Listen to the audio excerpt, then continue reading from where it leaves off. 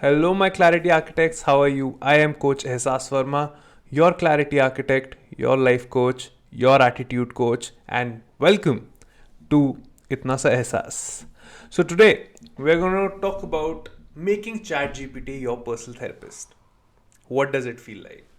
So a lot of people today are making ChatGPT their personal therapist. It's like asking about zameen ka batwara from your chacha or tauji. Both might sound wise, but the advice depends on how much truth you tell and how much they want to twist it. But jokes aside, a lot of people are actually doing this today, using ChatGPT for emotional support, journaling, even therapy. So today let's talk about, can ChatGPT really replace therapy? Or are we just trying to get free comfort from something that can't truly understand us? So, first, let's understand why people rely on something like a chat GPT. So, first of all, you have to understand that we live in a country where 20 rupees kg ka tomato is much better than 30 rupees kg ka tomato, just because it's the same thing given in a cheaper price. So the mentality of humans is such that they'll see that, okay, if I just get it for a little bit better price, then what's the harm? Because we as humans are built to survive and not thrive. Now, when I say built to survive, I mean that we don't see that, oh, we'll progress, oh, we'll become amazing people, oh, let's just get this something because this is better. Obviously, people at the back of their mind do think that more expensive thing is more quality. But even if I get a lesser quality, but the work's getting done, अपना काम बनता भाड़ में चाहे जनता. That's what we've been brought up with all our lives, especially in our country. So that's why people are finding free excuses and free alternatives to therapy, because they think that therapy is so expensive, so unnecessary, that probably just talking to a chat GPT will make their lives easier, which is the most wrong I have seen people go. It's instant, it's non-judgmental, and it's available 24/7, unlike your own therapist.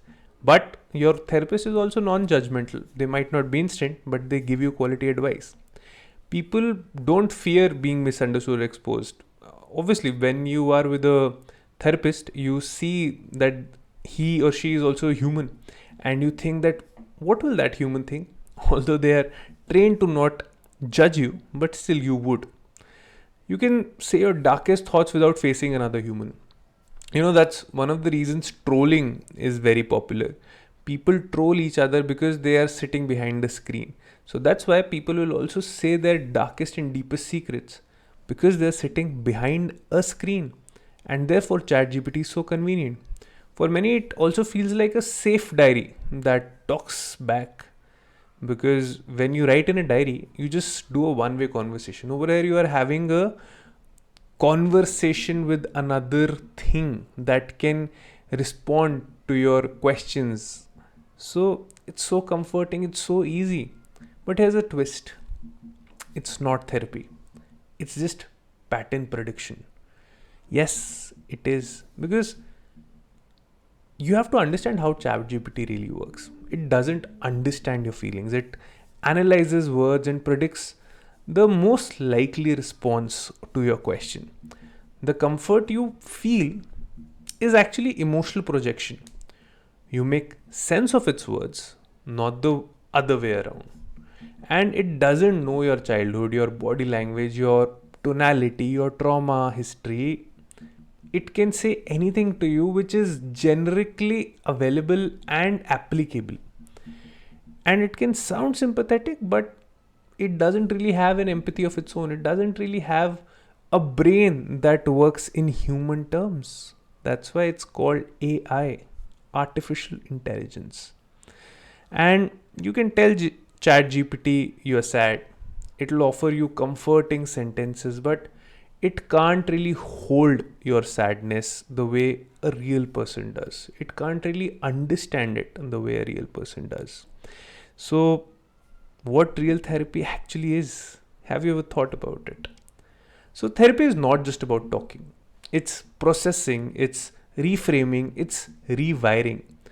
A very essential part of therapy is subconscious rewiring. A therapist just doesn't need to respond.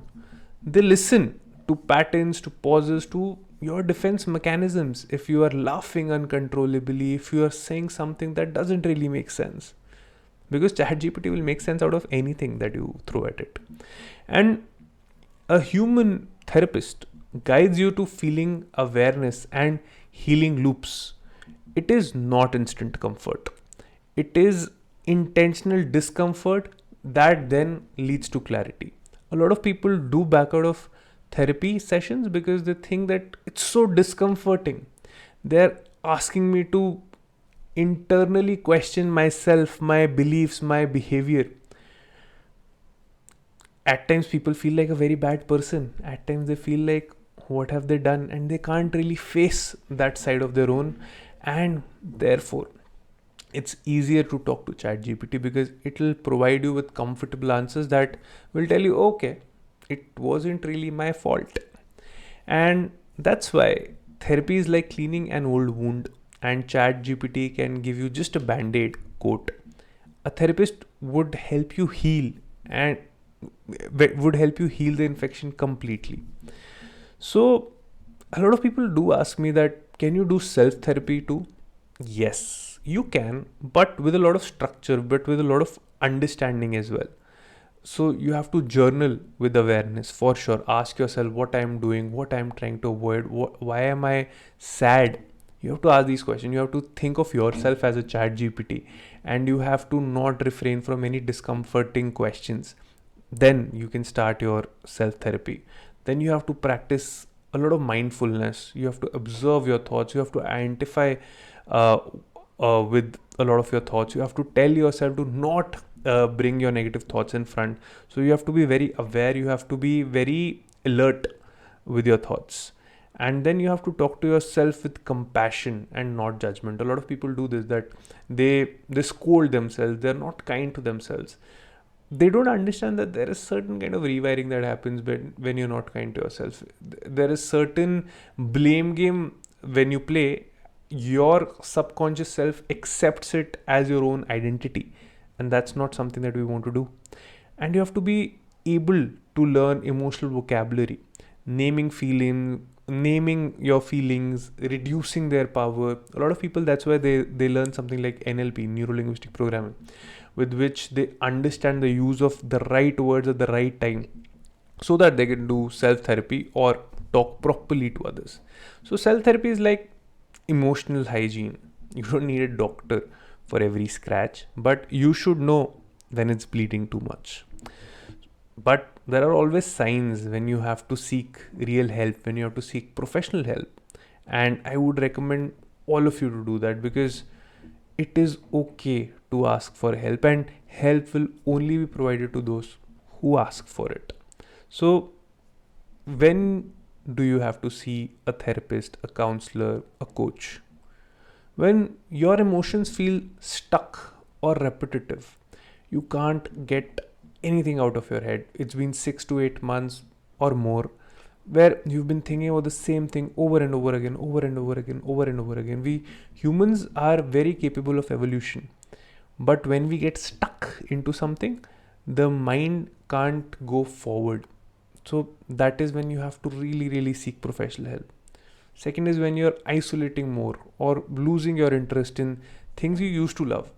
So you dance, you played football, you uh, did a lot of things in school time or in college time where you felt alive. And a lot of people come to me and say that college or student life was the last time they've ever felt alive. Why was that? Because you didn't have that foundation that you do right now. You've isolated yourself, you've let go of all your hobbies in the rut of this rat race. And that's not a problem. It's okay, everyone's facing that. But you have to bring it back to your life, because everyone's schedule can accommodate a little bit of their passion, their hobbies. But we as humans, as responsible humans especially, we let them go. And that's where it all starts. Then you might be feeling numb, irritable, or always anxious. if you've been doing that for the last 6 to 8 months or more, you should definitely seek professional help, because it can become a bigger problem the more you let it be. You have been surviving on distraction and not peace.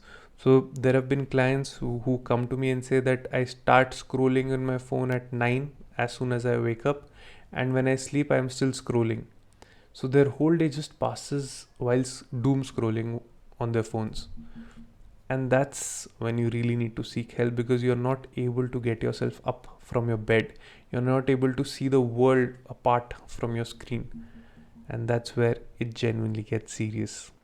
And another thing is, when you've tried everything but still feel empty, you should definitely seek professional help then, because that is the time when you are not getting any purpose, and purposeless person usually starts to feel a lot empty on the inside. And that's when they start feeling lonely and start isolating themselves, and the other things start to happen. And understand this, that these are not signs of weakness. They're just signs that you've carried too much for too long. And you have to understand that. And that is why a real therapist, a professional, is very necessary for you. Although I would still say there are a few alternatives to ChatGPT. Like you can go to do journaling. There are a lot of journaling apps that I've been using. For example, Stoic or Visa, WISA. They're AI plus therapist backed apps, and you can definitely check them out. They're obviously paid apps, so you have to check them out still. They're much better than ChatGPT. Then you have to join peer support groups. Peer support groups can be emotional safe spaces which can provide you with the support that you've always been looking for. Obviously, there's coaches and mentors for growth and for healing as well. And then there are books and podcasts to build understanding, not substitute connection, but understanding of what therapy is and how you can heal yourself. You can go on YouTube and see any coach's podcast, or any therapist podcast or something like that. So that will be really helpful. Then how to use ChatGPT in the right way. So instead of dumping your emotions, direct your curiosity is what I would like to say. There are a lot of prompts that I would like you to give ChatGPT or AI that you're using. Like, first is, give me journaling questions to reflect on my emotions. Then you can talk to it about how can I reframe a negative thought. Teach me about attachments, styles, or self-compassion. Help me plan healthy routines. So these are the kind of things. You are the driver of ChatGPT. Don't depend on it for giving you answers. Direct it. Understand therapy. Understand when you need help from ChatGPT. That's okay. You can do that. Use it as a search engine. Use it as something that provides you with knowledge. But don't rely on it as a therapist. It is not your therapist, and it will only guide you according to you. So if you use these kind of prompts, it will guide you, but you will always be on the driver's seat, and that's much better. And yeah, that's mostly about it. So no ChatGPT can replace therapy unless your chacha or tau start talking about these sessions too. Kidding. Use AI to understand yourself, not escape yourself. Okay. And if you ever feel like life's emotional batwara is too confusing, just DM me chacha tau or DM me batwara, and I'll make sure that the right person and emotion gets to you, and that's what you get to share with your right person. So take care, and I hope some knowledge and some eye-opening thing was added to you in your life with this video. See you next time.